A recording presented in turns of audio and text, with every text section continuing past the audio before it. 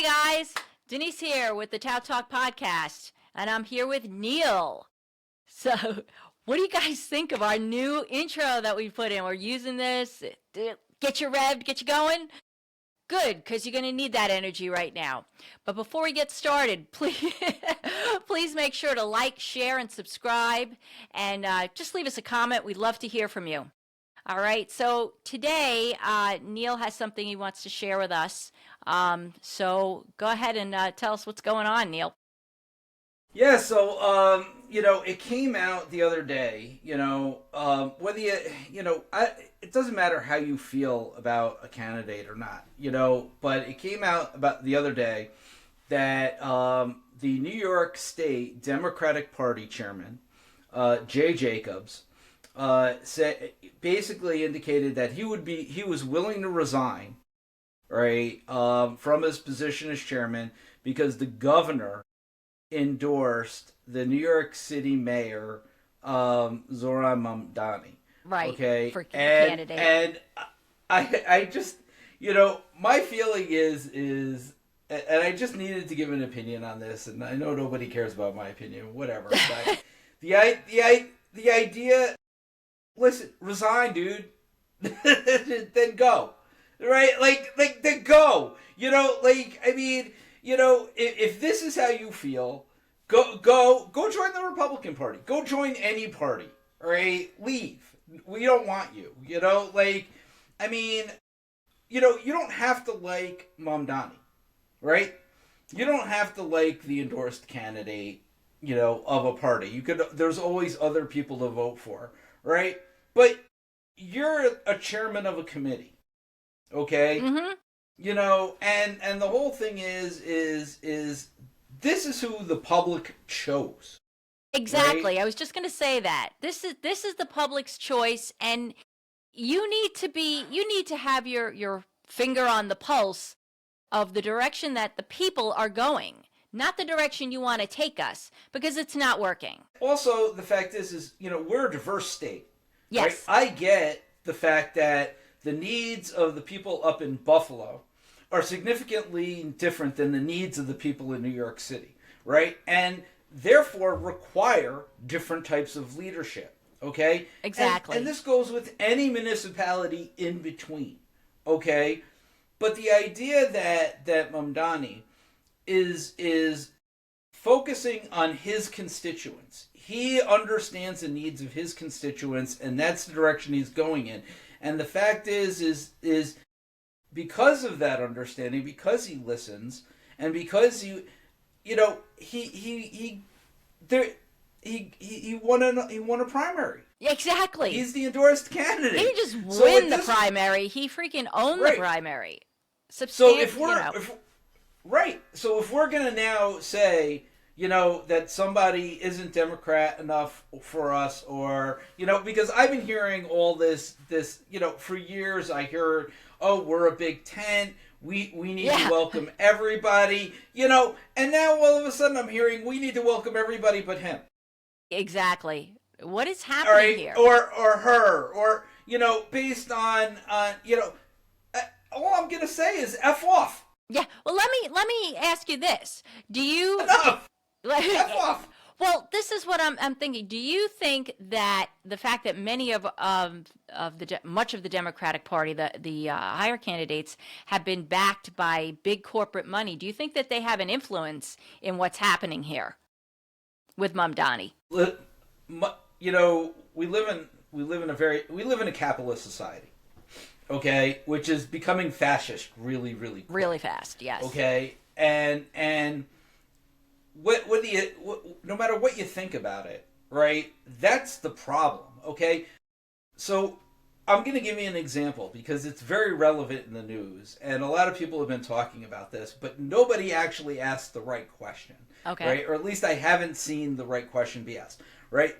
Supposedly, Disney and Nexstar and Sinclair and all these television stations, they want to do this merger, right? Now, the law is clear on this, right? You're not supposed to own more than a certain number of local stations, right? This is to prevent, okay, the idea that one voice, right? And that they could stifle. This is free speech. This is what free speech Exactly. is, right? The idea that you cannot stifle free speech through this mega ownership, right, of local station affiliates, okay? So in order to go above that limit that was set by the government, okay, they need approval from the FCC, okay? And so they say, well, we want to throw Jimmy Kimmel off the air because this will get us approval for this merger. Okay? Yeah, well, that's what happened with Paramount too. Right. And the funniest thing about the whole thing is everybody keeps referencing free speech. That's not the free speech issue. Jimmy Kimmel is not the free speech issue.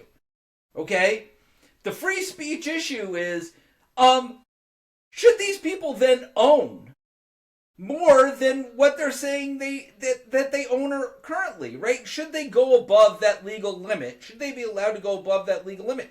They've clearly shown, right, their ability to stifle free speech. They've shown their ability as to what's going.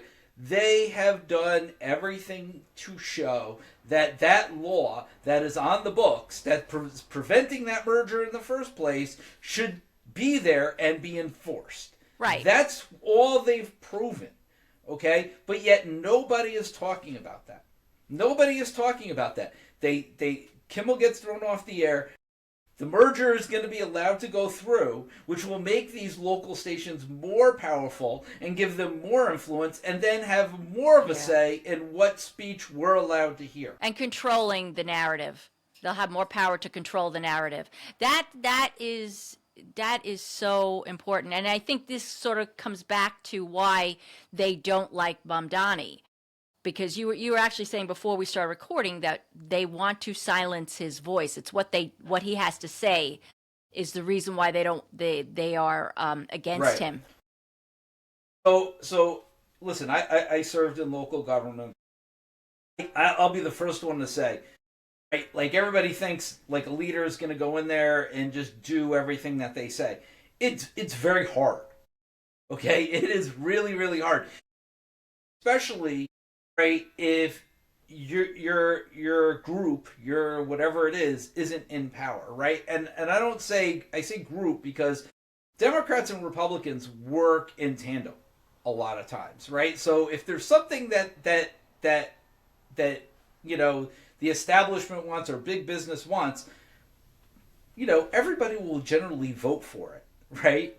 If it's something that the establishment doesn't want, then you won't get people to vote for it. And if you go beyond, okay, they will find a way to set you up, okay? Mm-hmm. And set you up could mean a million different things, but it essentially means that they will find a way to make you fail, okay?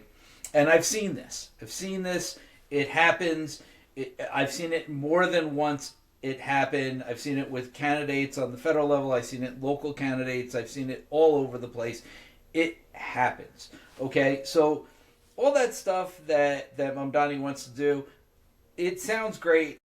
I would be hard pressed to think that he could do it all, right? Because he would need the city legislature to vote for it. He would need the state legislature to vote for it, and he would need governor's approval on most of the stuff that he wants to do. And I really don't see it happening. I mean, look, we could just take a look at congestion pricing. Congestion pricing was originally brought up under Bloomberg, right? Yeah, and, I remember that. The Democrats in the state were like, no, we ain't doing this, right? And then all of a sudden the Democrats, all of a sudden they wanted to do it, right? And they did it. Yeah, exactly. Right? Like, I mean, it's so dumb, right? It's a game. Like, it's a game, right? It's all a game. So I'd really be hard pressed to think that he's going to be able to get any of it done. So my thinking would be is let him get into office, right? Like that he's not going to be able to, and then you turn around and you're the establishment. You say, see, these liberal policies don't work. They can't get it done. He's a failure. This is why you need to vote for somebody else. They could have easily done that, right? They've done that to other Democrats. right? So what makes Mamdani so special? Okay? It's his voice. It's because he's talking. It's the way he talks. He presents things in very simplistic form. He's very nice about it. And he says, all I want to do is help people. Yeah. Right? Yeah, he's actually he doesn't great. Right, and he doesn't get involved in the pettiness that's going up that we normally see in politics. Exactly. And they want to stifle that. They don't want that to catch on. They don't want that message to get out there. You know, whether you like him or you don't like him, you know, what's he really like? What's he advocating for? He's advocating for affordability. Child care. Right, child care for parents. Okay, he's advocating for free bus service, right, to get around the city for those people that take the bus. I mean, you're working class people who take the bus, okay, and he's advocating for supermarkets, right, that so that people can have more affordable groceries and have groceries on the shelves, right, like. We're not talking like he's advocating for like I'm gonna take all this money from rich people and I'm just gonna be standing on the street and doling it out, right? Like, I mean, come on, people, grow the hell up, grow up. I mean, I want to do cover this kind of a fun episode. I know everything is like in the world is shit right now, but I do want to have a fun episode where we can look at the clever advertising that these younger, more progressive candidates, including Mamdani, who did a brilliant one, we could look at those and have some fun and talk about them. We also have a local candidate, Kilcoyne, out of Warwick. The other TOW, right, the other town of Warwick, Kilcoyne, unfortunately his first name escapes me at the moment, but he did a really clever advertisement for his campaign. And so I want to talk about, just in a positive manner, what people are doing to get attention, new, more progressive, not the same old institutional stuff. We really need change. And I think that's what Mamdani represents, and I think that's what really scares the establishment on both sides when it comes to Mamdani. Well, you're right. And I think that, bringing that down to a local level, I think, this comes down to how good are we vetting our candidates? How well do we know the candidates that are running? How well do we know the candidates who've been in office? What have they done while they've been here? Why do we keep reelecting them? Correct. And I do want to get, so in the next segment, I would like to get into some of that local news that we've had regarding some of those candidates, because we're trying to keep these a little bit shorter for people, Yes. But this idea that getting back to Jay Jacobs, we believe in free speech. We're the party of ideas. We should be the party of ideas. Mamdani is throwing out new ideas, and they're not really new ideas. They're old ideas that are being recycled because they've been essentially pushed out of existence by the establishment, right? Like this idea of affordability, it used to be a thing in New York. I mean, you have Levittown, which is all about that. That was completely established, right? Now, there's a whole mess of racism around Levittown. That I grew up with it. We could really get into, and the fact that they built these affordable houses out in Long Island, right, for working class, people as well as veterans that could buy, a cheap house. Yes, there was absolutely racism because they said you had to be white only, right? Like, that did happen. But we know that these programs exist. We know that they work, and they work really well because we've seen it done before. Levittown was a great example of that. Yes. Back in the day. I grew up in a Levitt house. And it was this idea of home ownership, right? Like, that was sort of the origination of like what HUD is today, except HUD really just puts people into renters prisons, right? As Yeah. opposed to this idea of building home ownership. And so what's Mamdani doing? Mamdani's just giving ideas and saying we need to think about these things. He's not doing it in a confrontational manner. He's not fighting anybody, per se. He's just going out there saying these are ideas that I have. Help me get them done. Let's do them together. Let's all join hands. Exactly. Let's come to the table and figure out a way to work this out. And what's he being called on the other side? He's being called a terrorist. He's being called somebody who is evil and communist. I'm sorry. Right. Like enough with the name calling, enough with the stupidity, right? Like grow the hell up. Let's understand we're all here. We all should get along together. We all live in a community. And let's take some of the ideas. Okay, you don't like the idea, what could work? Throw out something better. I don't. Instead of just complaining about it and throwing out and calling them names, why not say, "I'm going to come to the table. I like where you're starting. Let me help you get the rest of the way there." Right, but where's that? No, that doesn't happen. Nobody communicates anymore. We don't see that. The current status quo, the current administration made a lot of promises to lower costs. That hasn't happened. Everything is skyrocketing. Businesses are failing. Food costs are out of control. Farmers are failing. We're in a lot of trouble here. So we need new ideas. We need a new direction because what's happening right now is not working and it's going to get worse. Unemployment is on the rise. Yeah. The key things that people need that we need to start focusing on are transportation, right? Getting people back and forth to work. Right. Transportation, food, your agriculture, right? Transportation, food, and housing. Right? Those are the three basics, okay, that government should be focusing on, and they're not.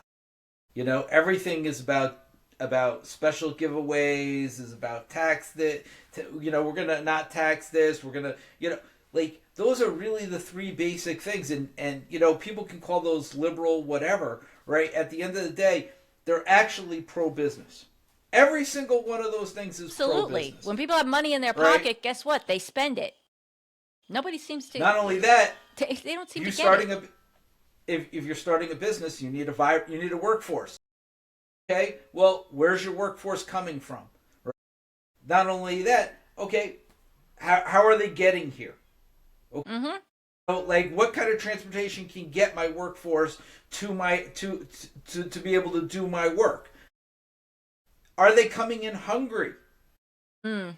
I mean, yeah. You can't. We know from studies that children are not productive if they're hungry. So if people are coming to work hungry, they're probably not as productive as they can be. Do they have the ability to feed themselves, right? These are basic things. And do they have a roof over their head? And these are just basics that we should all, focus on and realize, hey, we're a community, we all have to live here. But these are things that actually impact our daily lives. Not only that, it's this symbiotic relationship between businesses yep. and people, right? And their employees, and being able to ensure that there's this, that we're all kind of helping each other out. You can't have one without the other. That's it. Community. So that's what what community is. That's what community is. And we're actually going to do a segment on community, grassroots movements, and building support within our community for each other, because we're losing that too. So we've got some more stuff coming. So this has been a short one regarding the Democratic.